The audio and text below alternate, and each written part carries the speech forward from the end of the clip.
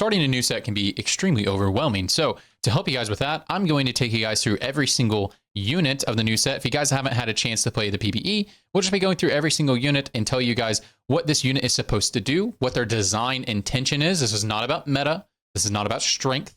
It's design intention to help you guys understand, like, is Ashe an auto attacker or is she an AD spellcaster? You know, that sort of thing. So we'll be going through all that and kind of giving you guys how to play. If you guys don't know me, I've played TFT since set 1. I've been challenger in 7 different sets and have been making educational content since set 4. That out of the way, let's boogie. Last thing to say before I read these tooltips, that these tooltips, it is PvE at the time of me filming this video. So some of these tooltips can be slightly altered, especially the numbers can be different here, and then maybe slight reworks on some champions, but nothing crazy. So most of this should be 99% accurate as we're going through here, excluding some of the numbers here. So first up is Ashe. So Ashe is the attack speed AD carry of the 1 cost. So if you want to play an attack speed AD carry, this is her. She's the Rage Blade user, Runeans, Deathblade, that sort of thing. That's going to be the type of itemization you're looking for, GS, that sort of thing. Definitely going to have some reroll angles, but a great item holder for Kalista, who is a Rage Blade user. And Kalista, right now, at the time we make this video, really likes double Rage Blade plus her fairy item. But yeah, she's an auto attacker, so avoid building something like Infinity Edge on her. You'd rather have something like Deathblade. All right, next up, it's Blitzcrank. He's just a tank, guys. Just a tank. He does have a hero augment where he can carry. Not going to talk about that very much. Very, very, very niche. Other than that, if you want to play Blitz, you just put some health and tank items on him. You're good to go. Next up is Elise, and Elise is like a reprint from set 4, Elise, I believe. So she's just a little shapeshifter, and she'll shapeshift, and she actually has some CC, so she'll stun her target, she'll deal some damage, and she will also heal for some. And she stuns her target for 1.5 seconds, which is pretty good for a low-cost unit, but it is single target. So it is actually important to position her around to get some stuns. Even in the late game, can actually matter quite a bit. She does have a hero augment, and her hero augment makes her into a carry. And if you play your hero augment, you want to build her like an AP frontline carry, something like a Gwen style carry. So that'd be like a BT Archangels +1. That sort of thing is going to be good to go if you want to carry Elise. If not, you will never reroll her unless reroll Ashe is really meta, and then you can reroll them at the same time. You'd be good to go. Next up is Jax. And Jax, if you guys played set 10, I believe set 10, or maybe it was last set. Whatever set Yasuo was an attack tank. That was last set. That was last set, wasn't it? It's hard to remember. So he's essentially a reprint of Yasuo, where he scales off of armor and magic resist, but he also deals magic damage. So just like the faded Yasuo. Yeah, that is last set. Anyways, so yeah, build him just like that. Tank, AP. Occasionally you can carry in some very niche scenarios, depend on like some vertical multi-striker stuff or some chrono augments that you can do that. But if not, you just build him like Yasuo from last set. Just tank items and then AP items if you want to carry him. Good to go. All right, next up is Jayce, and Jayce is a shapeshifter. I always want to say transformer because in their description it always says transform. He does gain some little bit of armor and magic resist, but he's mainly an AD carry. So you'll put 80 carry items on him. So he's just a good item holder for what, you know, your Varus, your Kalistas, that sort of thing. If you're going to play some later game champions. And so you just throw some 80 items on him and you'll be good to go. If you do want to carry him, he'll probably like, if you like reroll him, he'll probably like items like G and a Hodge. GS because he gets stuck on frontline, and then Hodge because he will want healing and he does have good dual scaling. So like a Hodge or a BT plus a BT probably better, actually, now I'm thinking about it because he's a shapeshifter, but like BT GS +1, that's probably a pretty good setup for him. Maybe IE, and you'll be good to go. Give that a try if you want to reroll him. If not, he's just an item holder. All right, next up is Lillia. She is a tank. I believe she's a reprint from set 10, something like that. She heals and then deals a little bit of magic damage to adjacent enemies. She does have a hero augment where she can carry, and you'd build her like a frontline AP tank carry thing.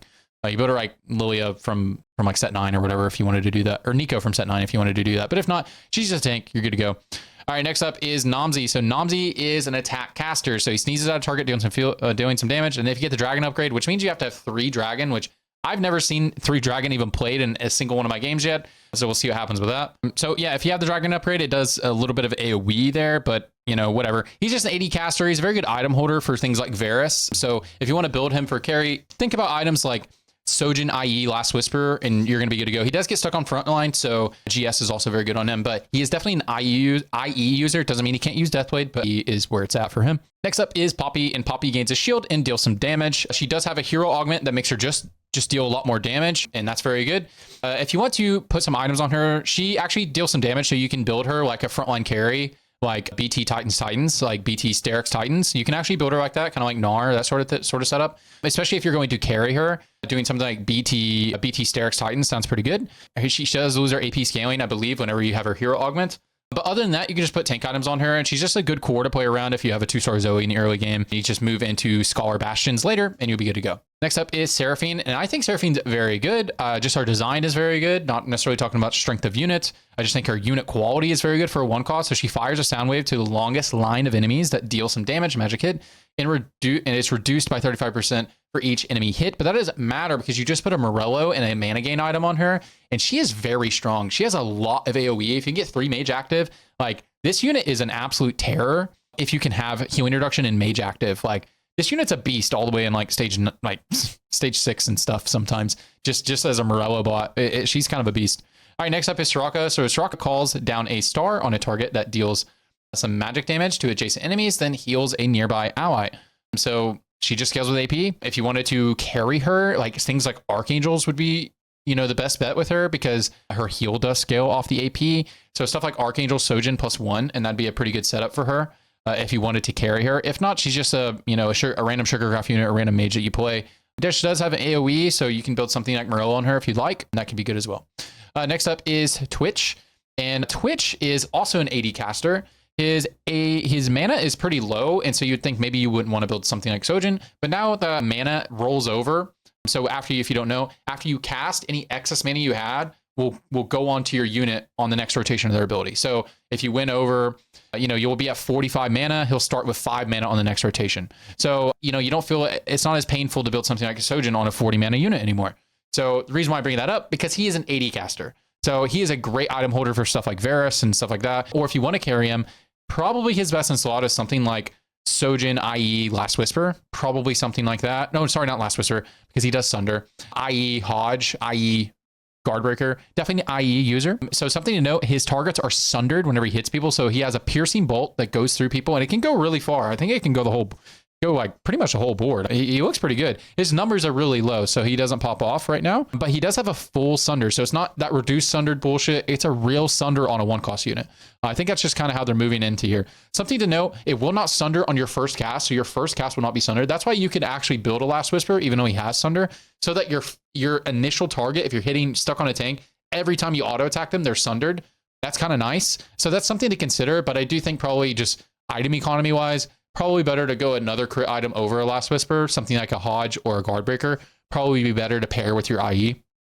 So that's just something to note there. He could be a Rageblade user. His base attack speed is fine. It's probably like 0.7 or 0.75. 0.75 is very fast. Probably 0.7. Like his base attack speed is fine. It's just you want him to cast a lot. And like Sojin will just make him cast more early on in the fight. But if you have to build a Rageblade, it's probably fine. And I could definitely see some patches where like Rageblade, Deathblade, Runeans might be good on Twitch. It just depends on how strong those items end up being. Okay, Warwick. Warwick is an interesting unit. He is like a reprint from set 4, the Warwick, the Warwick of set 4. He's kind of like a reprint, but without the fear, without the CC.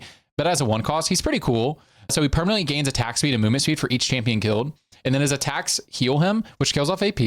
And then they also deal additional physical damage. And then gain double the healing and physical damage on targets below 25% health. So if you want to carry him, stuff like Titans T is going to be a really good setup. Or like Titans, Sterix or something like that. I do think he wants healing still, even though you get a lot of healing here. But since he has dual scaling, stuff like Titans is going to be very, very, very good on him. And you'll be good to go. Stuff like Rageblade, stuff like QS is also very good on him if you want to carry him. And then currently right now, at the time we make this video, the only time he's ever meta to play is if you have a Corrupted Vampiric Scepter, because he doesn't need to cast an ability, obviously, and that item is absolutely broken on him. So if you have that set up, that's a good indicator to play Warwick reroll. But at the time we make this video, it's just not very strong without that setup. All right, next up is Ziggs. Ziggs is a Honeymancer and an Incanter. He has the Bouncing Bee. He throws a bouncing bomb at the furthest enemy. The bomb explodes on the first enemy hit, dealing some magic damage into nearby enemies. You're going to want to, for a mana gain item, since he's an Incanter, not a Scholar, you definitely want to build a Sojin or an Adaptive Helm on him and you'll be good to go. And then other than that, he does have some AoE, so you can build healing reduction on him if you'd like to build that. And since he is an Incanter who naturally gains AP as he stacks throughout the fight, something like Jeweled Gauntlet should actually be pretty good on this guy. So like a tentative best in slot would be something like like an Adaptive Helm Morello JG. That could be pretty good on him, unless he needs to be the pure main carry, then put Morello on somebody else and you'd be good to go. You could go like a Death Cap or something like that instead. All right, next up is Zoe, and Zoe is a 3 trader, so she's a good unit to hold in the early game. It gives you a lot of options here. And so she deals magic damage to a single target. She is a single target DPS, and she is a Scholar, so this is important, and reduces their magic resist for the rest of the fight, a flat amount. So a good setup to run on Zoe would be something like a blue buff static Shiv +1. If you wanted to carry her in the early game, that would be very good. Or on a reroll, doing something like a static Shiv. Her cast animation is pretty fast. You could do like static Shiv Rageblade if you're going to reroll her. Or you can do like static Shiv Rageblade, Nash or something like that, and hold items for Rise, because Rise is an auto attack based AP carry.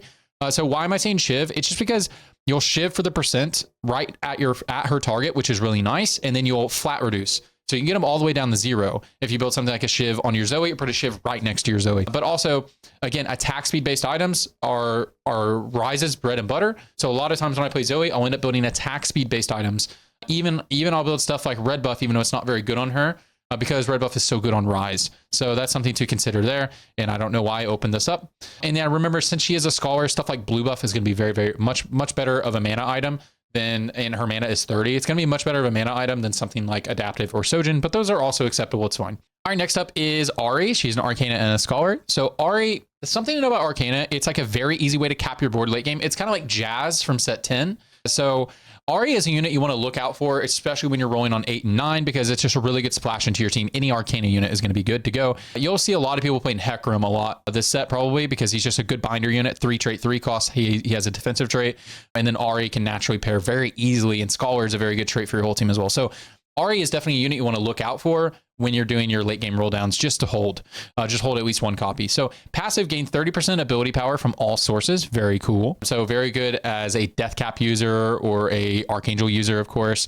She has 40 mana and as a Scholar. So something like a blue buff is going to be very good on her. But you could also go something like a Sojourn Adaptive Helm. That's perfectly fine. Probably Adaptive Helm is a little bit better than a Sojourn unless you have the attack speed based Scholar augment that gives you attack speed, in which case Sojourn would be better than Adaptive. Her cast animation is really slow, so that's why I think something like Adaptive is better than Sojourn. So that's something to know. So she's not a very good Shiv, Rageblade user, that sort of thing for AP unit. Her attack speed animation is very long, or her cast animation is very long. So active, fire an orb towards the target, dealing some magic damage, and on the return, deal some true damage. Less true damage than it is the base magic damage, which is good.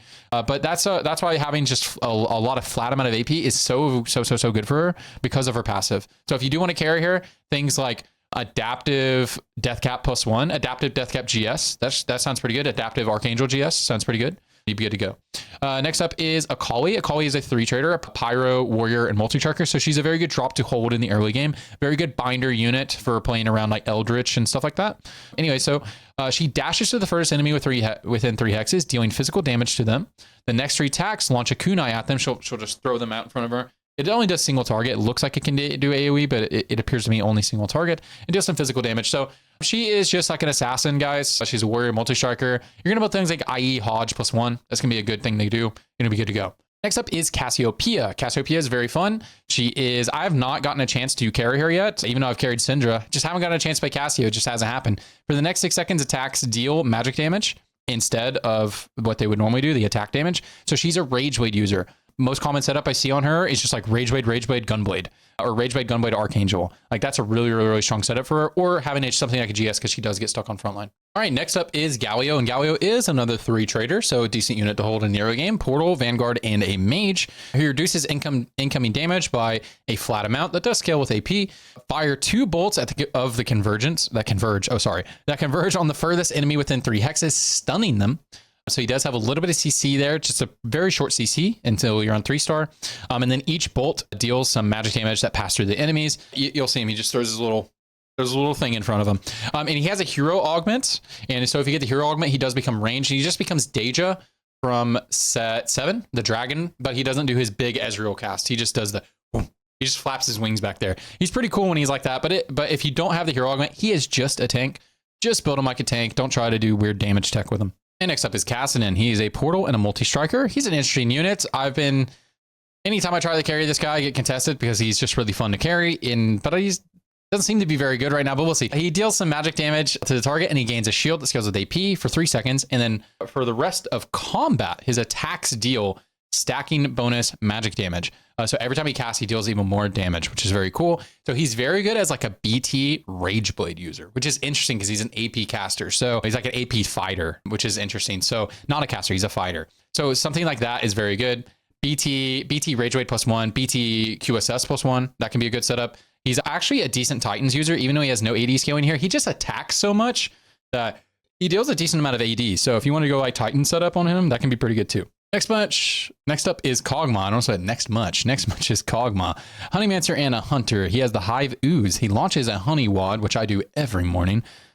I shouldn't have said that. Through the current target, dealing some physical damage to the enemy's hit. Adjacent allies hit by the trail are set a buzz and gaining some attack speed. That line kind of confused me, the hit by the trail. It just, anybody next to him is going to get it. So you want to put him on second hex on the back line whenever you're playing him so that you can get the attack speed spread. I mean, that does scale with AP, which is interesting, but you won't ever build AP. You'll build AD if you want to play him. He is an AD caster, so stuff like Sojourn is going to be good. He does have some AoEs, so something like, I played him as a carry just yesterday. I first placed. I had a 6 Hunter with the Hunter augment. It was kind of nuts. Or maybe it was 4 Hunter. I think it was 4 Hunter with the Hunter augment. And I went like Sojourn, Red Buff, Last Whisperer, and it was pretty good. Stuff like GS will be good as well. I mean, good IE user because he is a caster. Next up is Nilah. So Nilah, she is an Eldritch and a Warrior. She's a lot like Bilgewater, the 4-cost version of her, but just tuned down. And so her passive, her shields grant 60% attack speed for 3 seconds. And then active, she dashes up to 2 hexes away and then deals physical damage to enemies in a line through the target, gain a shield. And she has 2 attack range. So yeah, she's not like going to have to have RFC or something like that, like the 4-cost version. So yeah, she's pretty good. She's a really good Titans user because she has this shield, the shield stuff. So something like BT Titans is a really good setup. Also stuff like Syrax is good. You can also go like more damage oriented, like IE Last Whisperer, but I think more of the tankier version, like the Titans BT, is going to be the better setup because of her dual scaling. Next up is Honeymancy Nunu, and he's also a Bastion. I don't know why I keep introducing the units this way, but he bites a target. It's just like Nunu, like Nunu's always been. He bites a target, heals, and deals some damage. He doesn't have the effect wherever if he has more health, he does more damage. Not like that, but he does just bite them, dealing some damage, heals a little bit. And then he also chills them, which is interesting. So if he is going to be on your board, it'll be interesting to position him like in front of like a Fiora or a Gwen or something like that. Late game can actually matter a little bit, so that's something to note. He does have a hero augment, I believe, in which case I think he just is like 3-cost Nunu, and you just like can build him accordingly there. But if not, you just usually just build him tank, it'll be good to go. Next up is Rumble, and Rumble is another 3 trader. He's a Sugarcraft Vanguard and Blaster. Very good binder unit, so if you get him dropped early game, maybe hold him for a second before you know what you're going to play. For 3 seconds, gain some durability, which scales with AP and creates a cone of flame that deals some magic damage over the duration and wounds the enemy. So he does naturally have healing reduction in his kit. It's very good to know, especially for like mid game when you haven't built your healing reduction yet. Very good unit to play around for that reason. Also his 3 traits. So he's just a tank. Almost never do you itemize this guy unless you 3-star him. He does have a hero augment where he can carry, in which case you will build him like an AP fighter style tank thing, kind of like a Gwen style carry. So that's fine. But other than that, he's just a really good binder unit, and just put your tank items somewhere else usually. Next up is Shyvana. So Shyvana is a dragon and a shapeshifter. So she transforms into a dragon and gains an aura around her that deals magic damage per second to adjacent enemies. And when she is a dragon, it burns them, which is really cool. So that's really nice when you have dragon active. So then fly through the largest group of enemies within 2 hexes and stun them. So it's more of like an interrupt. It's a 1 second stun. An interrupt normally is like a 0.25 to 0.5, but it's not a stun that you'll notice a lot, but it can prevent a cast. So decent unit quality here. Like I'll run a 1-star Shyvana over a 1-star Swain, even if Swain is the 3-cost. But when they're both upgraded, if you have items to play, it's probably the Swain. But that's just something to note just because it has a little bit of CC there. Next up is Syndra, and Syndra is an Eldritch and Incanter. Syndra has been like one of the most broken units throughout all of the PvE cycle, but she gets nerfed like every day, and I think she's actually kind of balanced now, maybe. So she conjures a rift on the target that deals some magic damage and shreds for 20% for 6 seconds. So this is a reduced shred, I believe, because I think base shred is 30. I could be wrong. They change it all the time. This ability upgrades the more it casts. So at 15 casts, adjacent to the targets are also shredded and take damage. So when she first does it, it's just single target, then it becomes AoE. And then at 30 cast, and for every 30 cast, she creates an additional rift at a nearby enemy that deals 35% damage. So she actually can be a very good Morello user, or very good, just any type of healing reduction item user, red buff. But usually you're just going to go Sojourn, Archangel +1 is what usually people build on her. And she's very, very, very strong. If you can get her early on in the game, look for a reroll angle. If not, she's a good item holder for things like Karma, Rise, that sort of thing. Next up is Tristana, and Tristana is a fairy and a blaster. I have not yet seen a real Tristana carry, but she's an interesting unit, and I would like to experiment with her more. So she fires a cannonball at a target, dealing some physical damage to the first enemy hit. The enemy is knocked back 2 hexes and stunned if they are within 2 hexes of Tristana. So there's definitely some tech where you second row your Tristana and build like an Edge of Night or something like that. Like that is going to be some tech if this becomes meta. But right now, mostly I just see people just backline her and just put standard AD carry items on her. And she's item holds for Varus or something like that. You know, item holds with like a Sojourn, something like that. She could be a very good Sojourn user if you want to just backline her, like Sojourn IE Last Whisper. Very good item holder for Varus. But if you want to carry her like in a reroll, consider messing around with some tech where you build like BT or Edge of Night and you second row her, that sort of thing, so that you can actually get the stun value. It can be interesting. All right, next up is Zilean. And Zilean, at the time he makes this video, I call him the most broken unit in the game because he just kind of does it all. He has 3 traits. He has CC. He has decent amount of damage. His traits are good. And he has AoE damage. And his AI is really smart. If you're throwing the bomb in the air and your target dies while the bomb is in the air, it'll change the target and the bomb will just go somewhere else. And so I think this guy's a fucking beast. So he's a Frost, Chrono, and Preserver. We'll see if they tune his numbers down or whatever, but he's just kind of that dude who does everything. So he places a bomb on a target, deals some magic damage, and stuns them for 1.25 seconds. When the stun ends or the target dies, the bomb explodes, dealing magic damage to the target and 150 magic damage to adjacent enemies. So deals magic damage to adjacent enemies. So good Morello user, good red buff user, good Sojourn user. This guy's just a fucking beast. He's a great item holder for late game champions. He's also just a great unit to just hold onto because you could just splash him into your comp because the value he gives your team is so good. He's such a good splash unit. All right, next up is Bard, and Bard's kind of the opposite of Zilean. His traits are also just so good. Like his traits are so good, so you'll play him a lot. And he's actually not that bad. He just doesn't do as much as this guy does. Like I'm never excited to play Bard, but like a lot of times you have to hold Bard because he's a Sugarcraft, Preserver, and Scholar. It's mainly this Preserver and Scholar. Preserver and Scholar are some of the best traits to splash into your team. And so like Bard is just a good unit to hold in the mid game when you're rolling, but not something you hold early game. So what does Bard actually do? He has travel whimsy, whatever. He launches a magic missile at the target and bounces 4 times between enemies dealing. And if there's only one enemy, it will just kind of bounce. Like it does still do the damage. They also take 10% more damage for 3 seconds. So he has some decent utility and he's pretty good. And his traits are so good. He may just be a little undertuned right now, but occasionally I'll just see my Bard pop off. He can be a really good item holder for things like Rise and Karma and that sort of thing. More so Rise. He can be a decent item holder. He's a weird unit to me. Come back to that guy. Next up is Ezreal. Ezreal is cool. I like Ezreal a lot. He's like a 4-cost Ezreal from set 10, except for his AoE is a little smaller. So what he does, he dashes to the ideal spot within 3 hexes, so just away from enemies, and also gives him the best way to line people up. And fire a blast in a line, dealing some damage reduced by each enemy hit. It does have dual scaling, but the AD scaling so much better.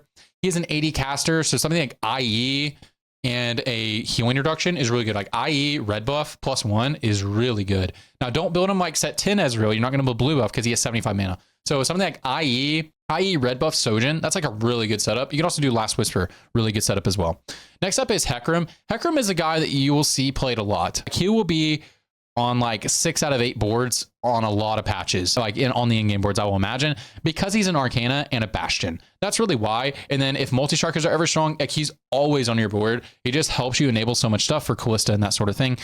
So anyways, he has a passive on takedown of the current target. If Hecarim's next target is out of range, he charges to them, doing physical damage. And he knocks them up as well. It doesn't say it here, but he does interrupt them. He definitely interrupts them. So the active for the next 6 seconds attacks also cleave adjacent enemies for physical damage dealt. So I've ran some 5 multi-striker, 4 Bastion style builds, and I've tried to put carry items on Hecarim, and he just never does anything.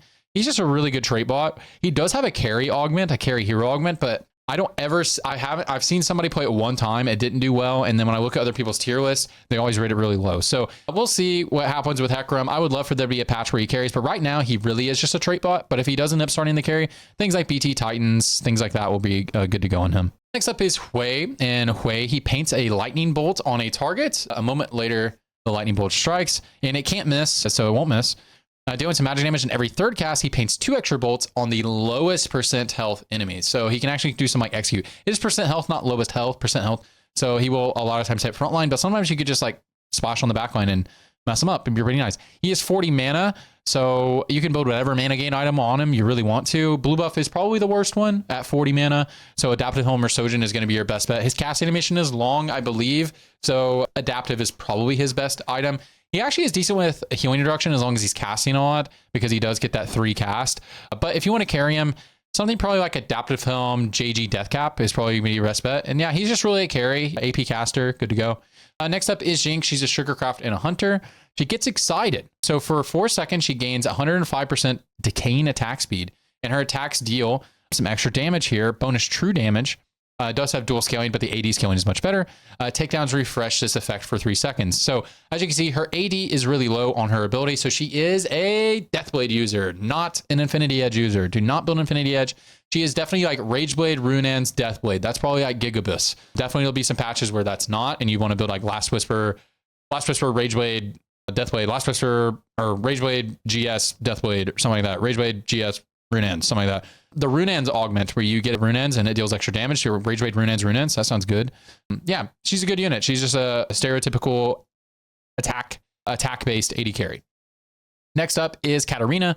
Katarina is a fairy and a warrior. That's not making this video. I haven't seen a single player make carry Katarina work. She hasn't been very good and she's been getting buffed a lot, but she is essentially Katarina from set 4, or 4.5 maybe. Whenever she was Warlord Katarina, she is just a reprint from that. So she blinks to the largest group of enemies within 2x's and spins, dealing magic damage over 3 seconds, and then also wounds them for 5 seconds.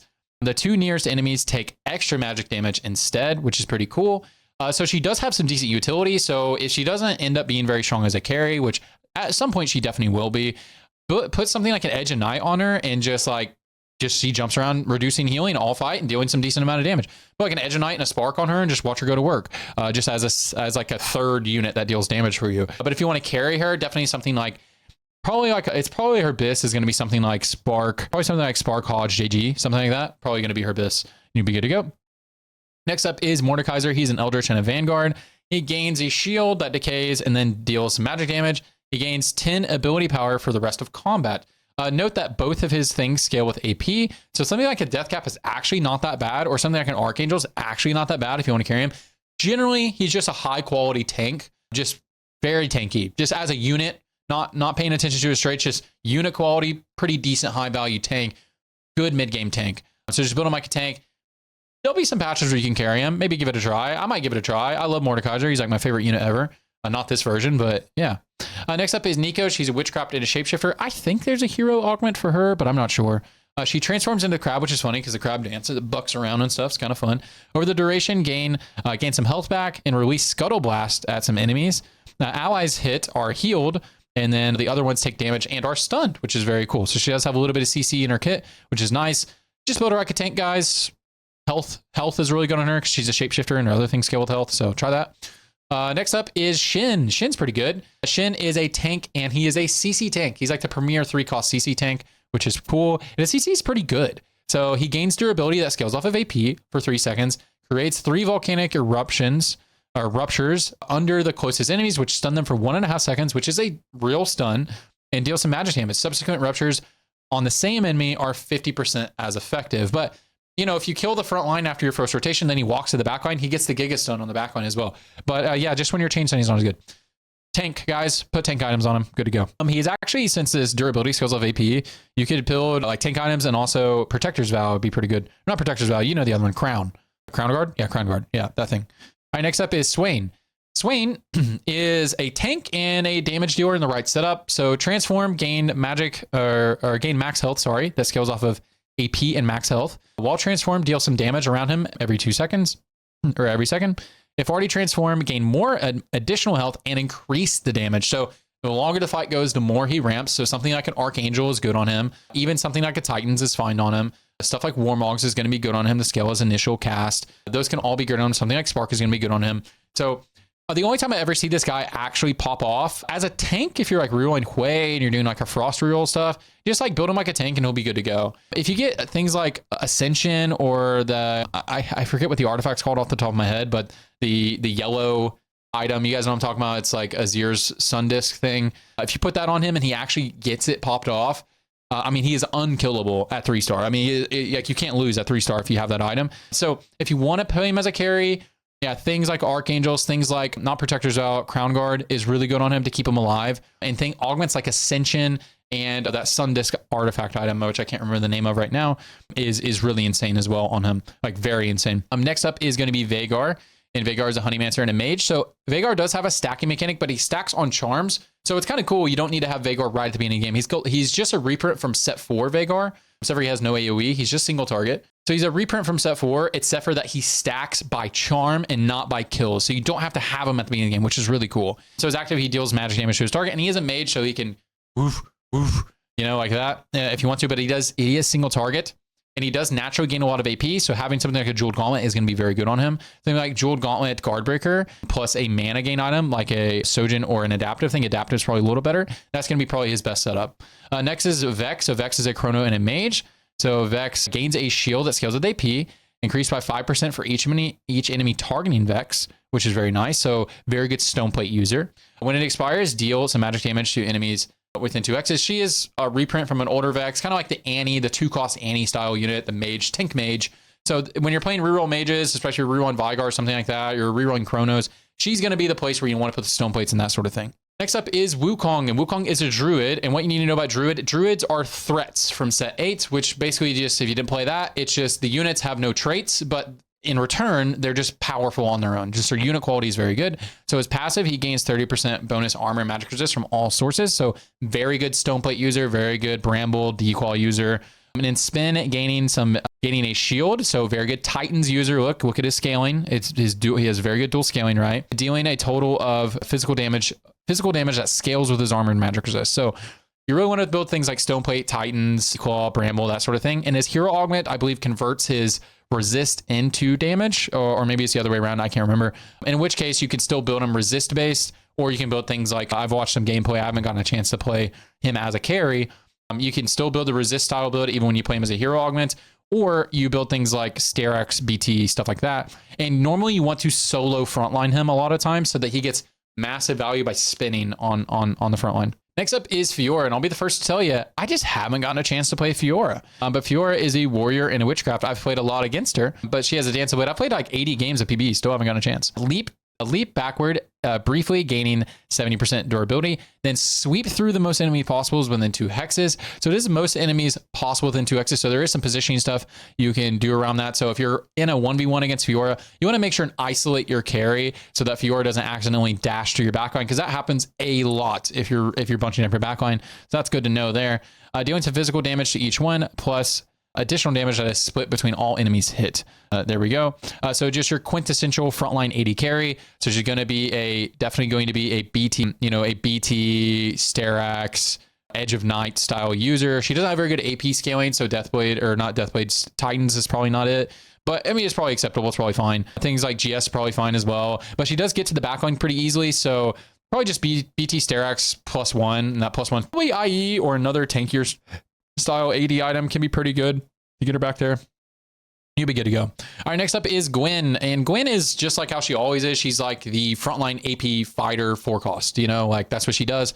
She's like a reprint from every other time you've seen Gwen as a 4-cost. So passive, every 2 attacks, Gwen gains a snip.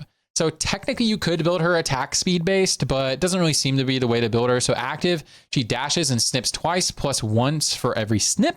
Stack in a cone. The first and last snip each deal additional magic damage, and other snips deal less magic damage than the first and last one. So that's good to know there. It does seem to be, she's just, guys, you build her like Katarina, she's going to be like Spark, Hodge, JG, Hodge, JG, BT, Hodge, JG. It's going to be like that. Don't go Titans. It's not very good. And yeah, look out for the attack speed based build, but I just don't see it happening right now. She does have 2 range, so you can second row her. I could see some tech where, maybe you're running like, if you get the artifact for RFC, I could see some tech like that and build her attack speed based, but you just want to build her like frontline AP fighter thing.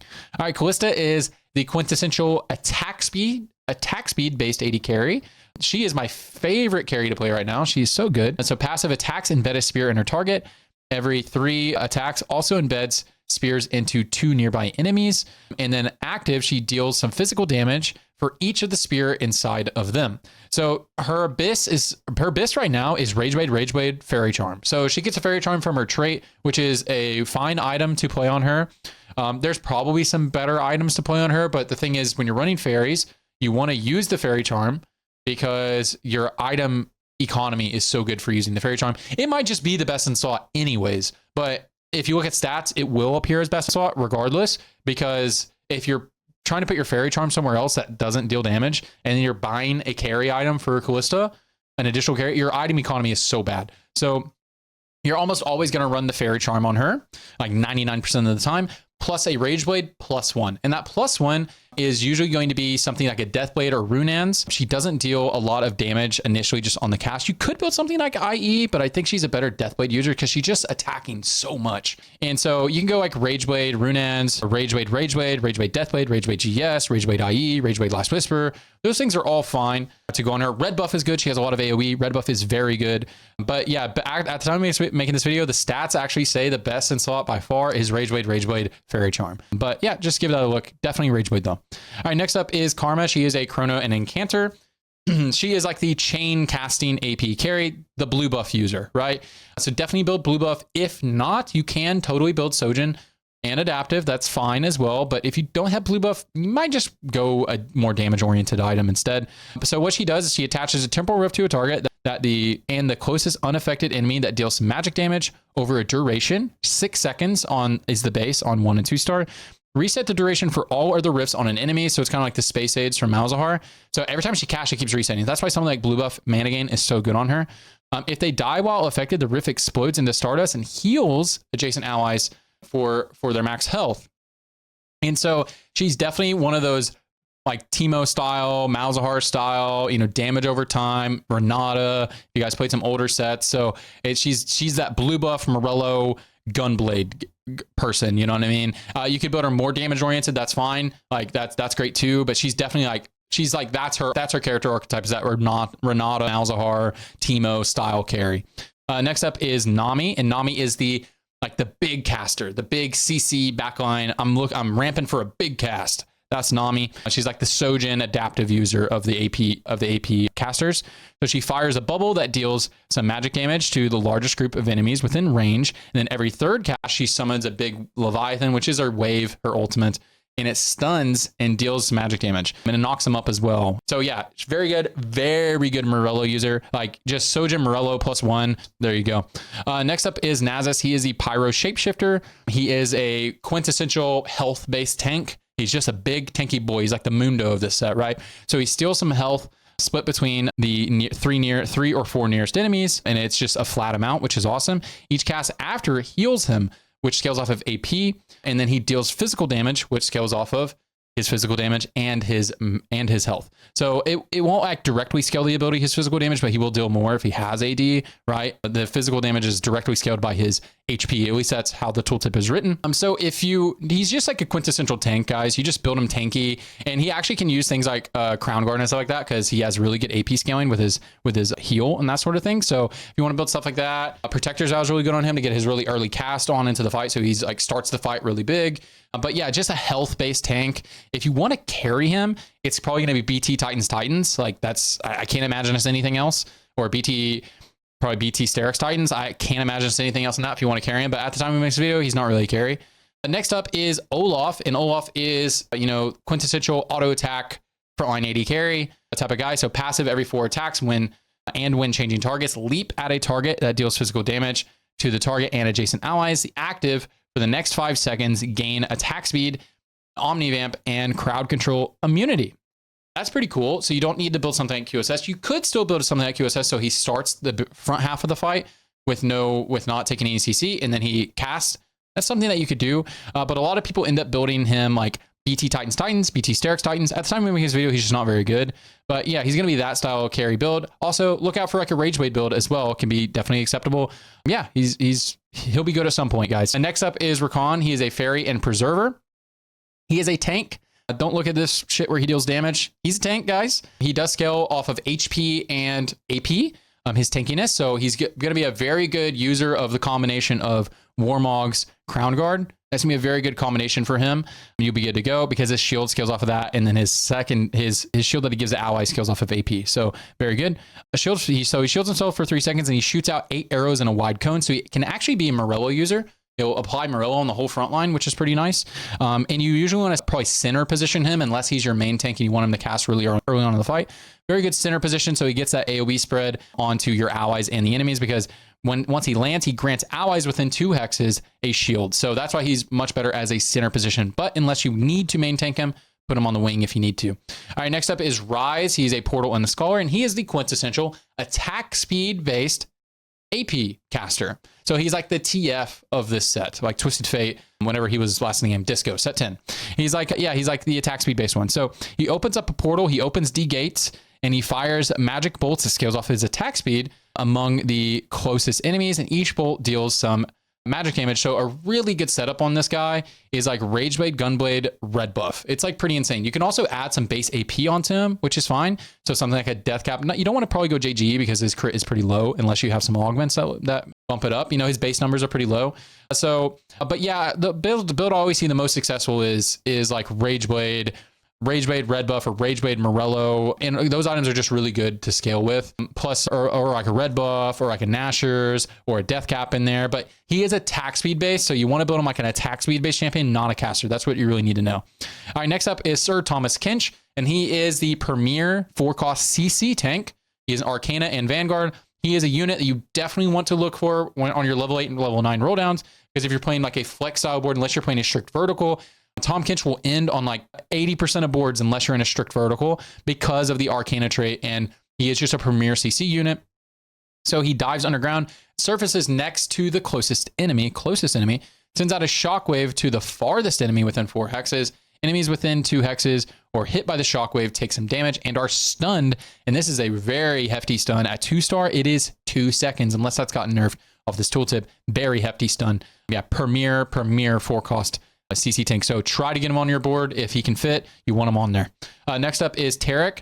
He is a Portal and a Bastion, unless his numbers are really bad. But at the time of this video, he's good. He's not like Nautilus, guys. He's not like set 10 Nautilus or whatever. I don't know. The Nautilus that would never cast the 4-cost. All right, he's a Portal and a Bastion. So Tarek is just like one of the premier tanks. He's like a Nasus tank. But he does have some interesting stuff on him. So he gains a bunch of durability that scales with AP. So something like a Protector's Vow is good on him. Not Protector's Vow, Crown Guard, sorry. A durability for 4 seconds, and it attracts nearby projectiles. So he'll actually kind of soak projectiles, like a Varus ult will have to hit him and that sort of thing. It's pretty cool if he's in range. At the end, releases a Nova that deals some magic damage, which scales off of his magic resist, which is interesting. That's very interesting. Within a 2x range. So something like honestly, his BIS is probably something like Crown Guard, Warmogs. It's probably a Crown Guard, Warmogs Dequal. That sounds like a really good setup on him. It just helps his durability and his little thing. You could technically build something like a Morello on him, but the problem is his introduction would come so late into the fight. So just build him like a tank. You'll be good to go. You want your carry items on Rise. He'll be the premier tank a lot of times you're playing Rise because they share Portal, and then Bastions are just an easy trait to share for the other scholars. All right, next up is Varus. We'll talk more about traits later. Next up in a different video, Varus. He's a Pyro and a Blaster. So Hell of Hellfire. He is the quintessential AD caster. He is the Sojin, i.e. Last Whisper user. That's really what you need to know. That's probably Gigabis on him. Or you get your armor shred somewhere else and you build something like a GS, or you'll be good to go. So fire Supernova in the largest clump of enemies within attack range plus 1 hex.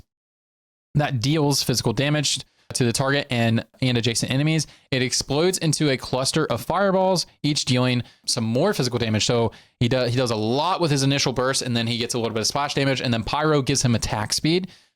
He actually is pretty effective with Rageblade right now. So if you end up building a Rageblade in the early game, the stats currently say that it's still pretty good on him, which is interesting. But he is definitely better with something like a Sojin IE setup. So his setup will almost always will be Sojin IE plus 1 will be the BIS.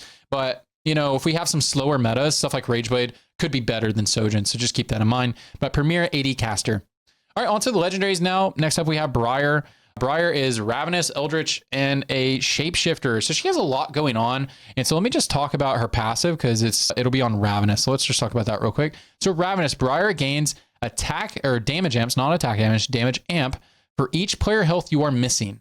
Each round, gain a light snack to give her 150 health in exchange for 3 of your player health. So if you get dropped her early on in the game and you're win streaking, like if you're like 90 health and you just get dropped her on stage 4, you want to start healing her because she'll be insane if you get something like BT Sterix plus 1. BT Sterix plus 1, she'll go straight Dicko mode on him if you can actually stack her throughout the game in 2-star eventually. And remember, she is a shapeshifter, so it scales. She scales off max health. So that's why it is so strong. So she leaps to the largest group of enemies, dealing some physical damage when 2x, and stuns for 1.25. So she's also a great plug and play shapeshifter if you're running like Nasus as your main tank or you're running a Pyro comp. Great plug and play in there.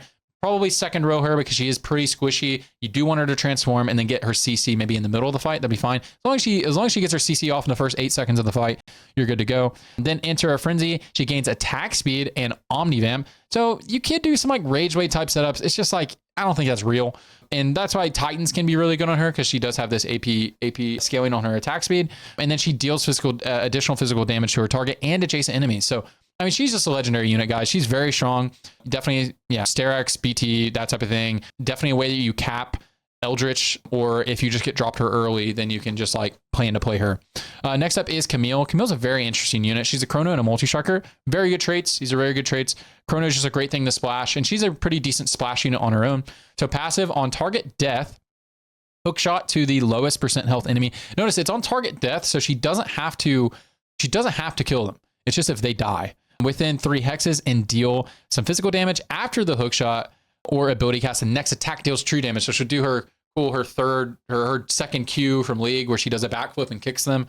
Pretty cool. And it deals true damage. She does a lot of true damage, dude. So active, she knocks back and stuns enemies adjacent to the target for 1 second. Pretty brief stun and deal some physical damage. Create a containment zone around the target for 4 seconds and gain durability and attack damage. Look at that, 225% attack damage. So she's really good with just like, I mean, she's like a Sterak's BT Titans user, right? I mean, of course she is, but like, dude, if she can get ramping in the fight and once you take care of those frontliners, she is just cleaning them up. So if you actually get her online and you get her traits active, she's a beast. She's also a decent just plug and play unit to put on your team. Especially she's really good to transition to if you just can't find a last whisper and you're like, I can't kill things. And then you start running to Camille and carrying her. Like she can be stronger than like a 4-cost 2-star as a 1-star if you don't have something like Last Whisper. So keep that in mind as well. The next up is Diana. And Diana is like the premier in-game tank that you can hit. She can deal a lot of damage too, but her passive is just so good. So she's a Frost and a Bastion. None of that really matters. It's really just about Diana. Bastion's just a really good tank trait. Like unit quality of Bastions are really high. I think Bastions are way better than Vanguards on average, except for Tom, I suppose. But you dash within 2 hexes to hit the most enemies possible and heal for some AP. Excess healing becomes a 3-second shield. Then deal magic damage to adjacent enemies, and then even more magic, and then less magic damage to enemies 2 hexes away.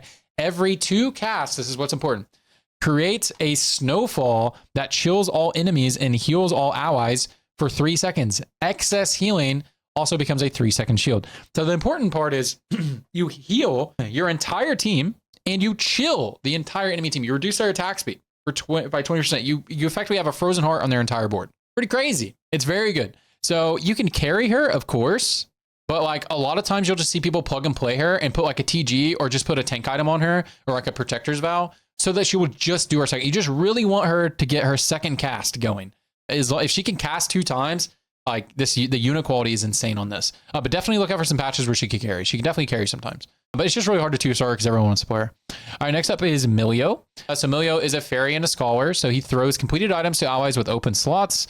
So he's that item dude for this set. If an ally has no room for items, they instead gain a stacking damage amp for the rest of combat.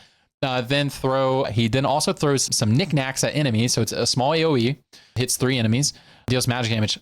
So he can be a Morello user. A good way to play Milio is just stack some mana gain items on him so you can just farm items for the rest of your team and then give damage amp to the other guys. He's very good to itemize with mana gain items, and healing reduction is fine on him as well. Occasionally also find something special in his backpack. So I've played a lot of Milio and I've found like you might get 1 component a game on him on average. So sometimes that can make a difference, but it usually doesn't. Sometimes I'll pop a unit on your bench as well, but it's really not that noticeable. Next up is Morgana. She's a Witchcraft, Bat Queen, and Preserver. Like it's not noticeable like something like Lysandra. So she gains a shield for 4 seconds and summon a swarm of bats. They seek out the 4 closest enemies within 3 hexes and deals some magic damage to each. Bats deal true damage to enemies below 25% health. And then let's look at her trait. So the Bat Queen, when Morgana bats kill an enemy, they have a 40% chance to abduct a 1-star copy of it. So the thing about this thing is that like Morgana can deal some damage, but usually you're just playing her because her unit quality is just so good. Just because you can toss her in for Preserver. Preserver is just like one of those traits you just always play late game if you're playing like a flex comp, unless you're playing a strict vertical. So like you hardly ever see this abducting thing. And also she's such a contested unit for late game comps. Like a lot of people will just be running one copy on their board. So I've just never really seen her carry, but if you can get some carry items on her, she can absolutely do some work and you can second row her. But if you're just playing her for as a trait bot and just because her unit quality is good, like just first rowing her or second rowing her, just playing her more like a tank is going to be your best bet. Very good unit. Next up is Nora and Yuumi. She's a portal. She has Besto Friendo and Mage. So let's talk about Besto Friendo real quick. The best friends, Nora summons Yuumi to help your team. She can be attached to allies by hovering them over her. Yuumi shares her ability power with Nora and dies whenever Nora does. So Yuumi can't be targeted. And so Yuumi heals your allies, like heals the ally that it's tethered to. That's basically what she does. And then Nora deals damage. So, and remember, Yuumi does scale off of her damage. So launch a ball at the current target that explodes, deals some magic damage, and colors the area for duration, dealing some magic damage. So she deals damage to her current target, then deals some AoE damage. So good Morello user, very good Morello user. If the ball lands in an area that is already colored, it will bounce to a new location within 2 hexes before exploding. So a similar mechanic to Teemo. Very good Sojin Morello user. Definitely a way you can cap mages. Also a decent unit to just toss on your board. It can like, especially if you're playing something like Rise, it can be like the difference between getting Portal active and you can put Best Friend on your tank. So for Best Friends, you almost always want to put it on your tank usually because that'll heal them the best. Unless you have like a Giga carry that does no survivability, then put the Yuumi on your Giga carry and that's fine too. Okay, Smolder. Smolder's an interesting unit. I haven't gotten a chance to really carry him. I've put him on my board a few times, but it's a way to cap Varus blasters. When you go 9, you can, swap out whatever blaster you're using for Smolder. And so Smolder, his passive, he flies around and attacks the nearest enemy. He is active as he gains attack speeds and replace Smolder's attacks with fireballs that deal even more damage. And if you get the dragon upgrade, each fireball also heals him. That's pretty cool. He is a Rageblade user. So of the blasters, he is the Rageblade user. So something like Rageblade GS Gunblade, something like that is probably pretty good on him because he's stuck in frontline and he puts himself in dangerous positions sometimes to get hit by abilities and CC. So that's why something like Gunblade is probably pretty good on him, or even like something like BT, honestly, is probably fun. So yeah, he's just a way to cap on blasters. And especially if you build attack speed based items and you're playing Varus, you can just like remake for Smolder. That can be a good way to do it if you can't get items to play both. Next up is Xerath, and lastly is Xerath. So Xerath is an Arcana and Ascendant. So let's talk about Ascendant real quick because his Ascendant trait is pretty cool. So Ascendant charms can now appear in your shop if he is on your board. He can't be on your bench, he has to be on your board.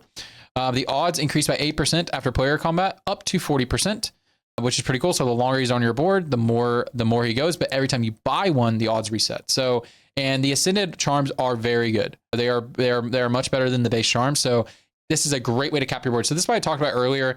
Really pay attention to the Arcana units and hold one copy of them if it's not going to cost you anything, because a easy way to cap your board on level 9, level 10 is play around Arcana. It's a great way. It's like playing Jazz.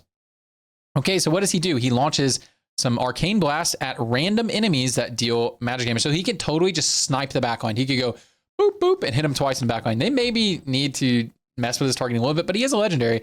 So like I was watching Chrome play last night, and he got his 2-star carry immediately got one shot by Wisp Xerath. It was IE Rageblade Guardbreaker, and it assassinated his karma because it just hit her 3 times in a row at the beginning of the fight. So that's something to think about. But if you want to carry him, it's going to be something like Adaptive or Sojin, definitely for his mana gain.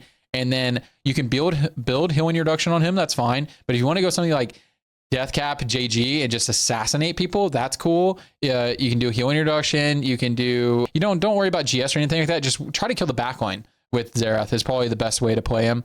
Archangel, stuff like that. Gunblade is good. Stuff like that is going to be good for him. But yeah, I think he's really good as just like a backline assassin. I think it's probably the best way to itemize them. Anyways, guys, these are the units here. And stick around on the channel because I'll be doing an opener guide and a trait guide for you guys as well, just to get you guys warmed up. And I hope you guys learned a lot from this, and I'll see you on the next one.